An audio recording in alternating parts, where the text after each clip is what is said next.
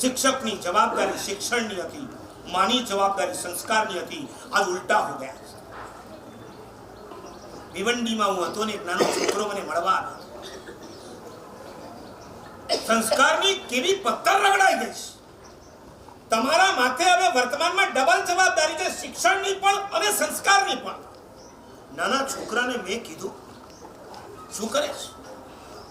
આજે રજા છે તો તું શા માટે આવ્યો નહીં સવારમાં અમારી પાસે? મને કે મને કોઈ લાવનાર. મેં કીધું કેમ? મમ્મી કામમાં. તો મેં કીધું ઘરે બેસીને તારે સ્વાધ્યાય કરવો જોઈએ ને. મને કે હું મમ્મીને કહું કે તું મને કરાવ, તો મમ્મી કે હું કામમાં છું. તો મેં મમ્મીને પૂછ્યું હું શું કરું? હવે સાંભળજો. ત્યારે મમ્મીએ મને કીધું જા ટીવીની સામે બેસી જા. જે માં પોતાના સંતાનને સામે ચડીને ટીવીમાં બેસાડી દે, જે માં પોતાના સંતાનને મોબાઈલ અને વોટ્સએપ પકડાવી દે, જે માં પોતાના સંતાનને એમ કહેશે કે તું ગેમ રમ, ક્યાં સુધી હું મારા કામ કરી લઉં, તો મારે કેવું છે આ બાળકને હવે સંસ્કાર કોણ આપશે? તમારા સિવાય હવે અમારી કોઈના પર દ્રષ્ટિ નથી કરતી. સંતોની પાસે આવવાનું બાળકોએ બંધ કર્યું છે. બહુ મુશ્કેલ થતી જાય છે. સંતોની પાસે હવે આવવાનું બાળકોનું બંધ થયું છે.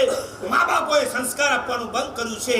ઈચ્છા હોય કે ન હોય કમ્પલસરી અને તમારી પાસે જ્યારે આવવાની જરૂર પડી છે ત્યારે મારે તમને કેવું છે, આ વેલ ચાન્સ છે, એનો મોકો તમારે ઉઠાવી લેવો છે.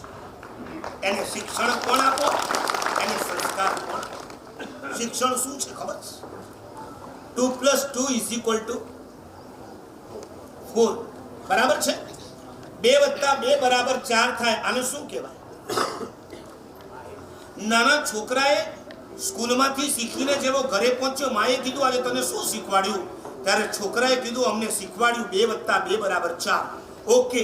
પછી છોકરાએ માને કીધું માં આ શીખવાડ્યા પછી મેં ટીચરને પૂછ્યું સર 2 + 2 = 3 કેમ ન થાય? અથવા 2 + 2 = 5 કેમ ન થાય? સાંભળજો, આજનું બાળક ઓવર મેચ્યોર નથી, ઓવર મેચ્યોર. એનું નોલેજ, એનો પાવર, હું અને તમે 5મા ધોરણ સુધી કદાચ માખી નતા ઉડાવી શકતા. આજનો 5 વર્ષનું બાળક જે જવાબ આપે છે, આપણી બોલતી બંધ કરી નાખે. એક છોકરો મારી પાસે આવ્યો હતો.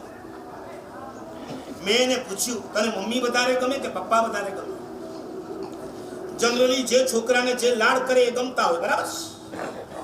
એક છોકરો કે મમ્મી ગમે, કોઈ છોકરા કે પપ્પા ગમે.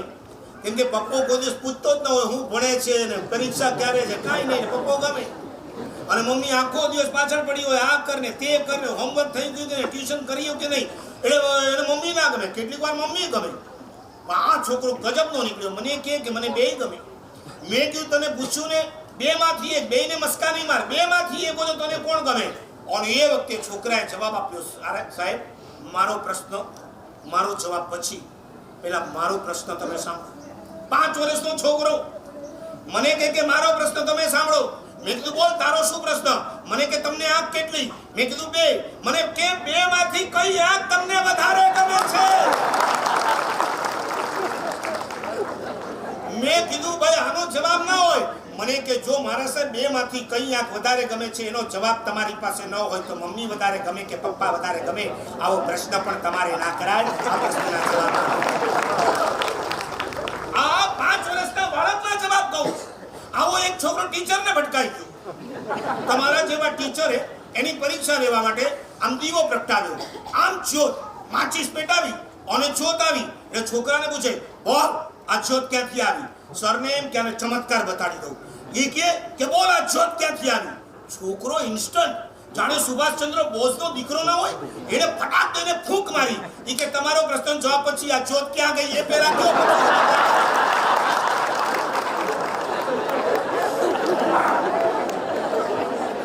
Over confidence, over maturity, over knowledge આ વર્તમાન કાળનું 7 ગણો તો સાપ છે. હું એને વરદાન નથી કહેતો, ક્યારેક સાપ કહું છું.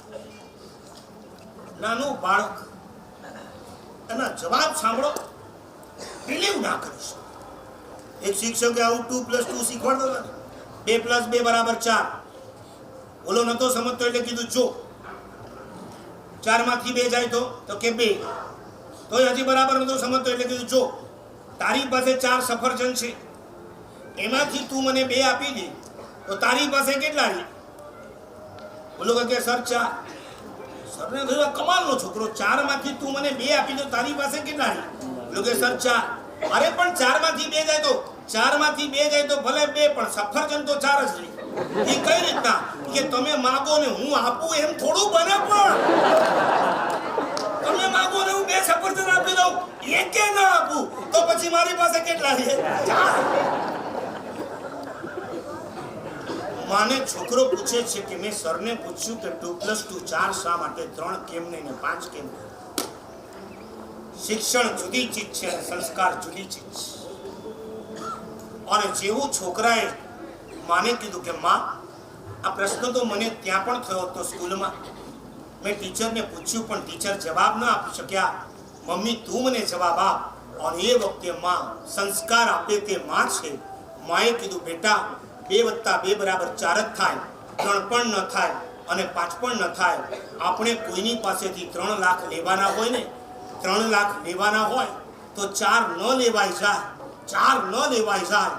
માટે 2 + 2 = 4 જ થાય. અને આપણે કોકને દેવાના હોય ને 5 લાખ તો આપણે 4 ન દેવાય જાય.